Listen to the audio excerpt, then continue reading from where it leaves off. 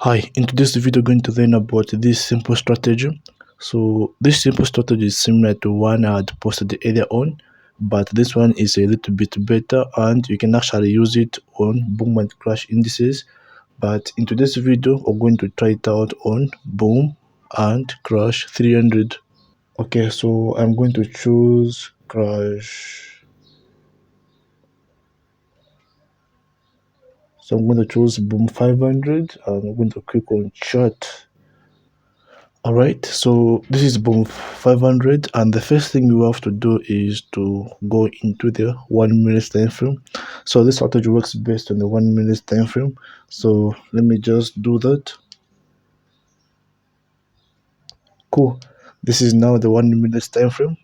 So by the way, the parameters for this strategy are in the description, so I won't waste any time talking about the parameters, so you can just find them in the description if you're really interested in this one.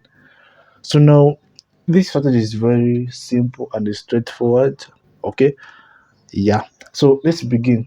So the first thing you have to focus most or do before you use this indicator is to find the right zoom level. So depending on which zoom level you are using is going to affect the success rate of this strategy. So let me do that. So first of all, let me zoom out completely. So I've zoomed out completely and the chart is not looking very clearly. So let me zoom in twice. Okay, so I've now zoomed in twice. Okay, just zoom in once. Okay. So in this case, when it comes to boom and crash, you can catch spikes or you can trade against spikes. But in this case, if you're only interested in catching spikes, then what you're going to be doing is you're going to be waiting for buying opportunities on boom indices and selling opportunities on crash indices. So in such a case, let's try to find out when best you can buy to catch spikes on boom 500. So to catch spikes, first two conditions are supposed to be met. So one is on the chart and the other one on the indicator window one. So in the indicator window one, we've got the relative strength index and one moving average, and in the chart we've got the uh, alligator and the moving average.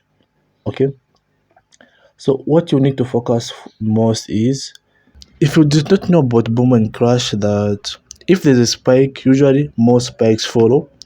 Okay, so if you've been trading long enough, you'll be able to know that sometimes when one spike happens, then another spike will follow, probably up to three.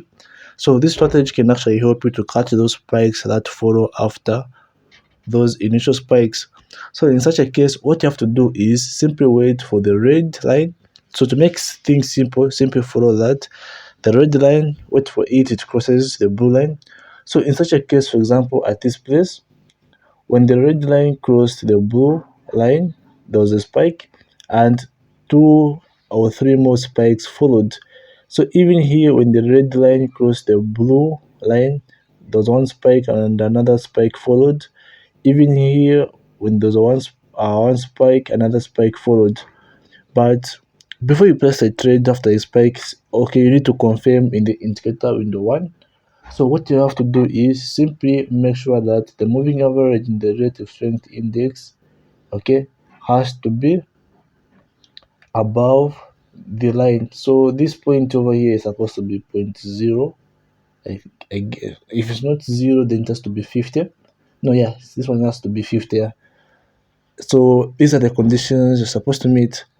So this is it about this strategy. I know it's not really like reliable, but I've got better indicators on my online shop that can help you out with trading and catching spikes. So the link to that is in the description. Don't forget to like this video and subscribe. Bye for now.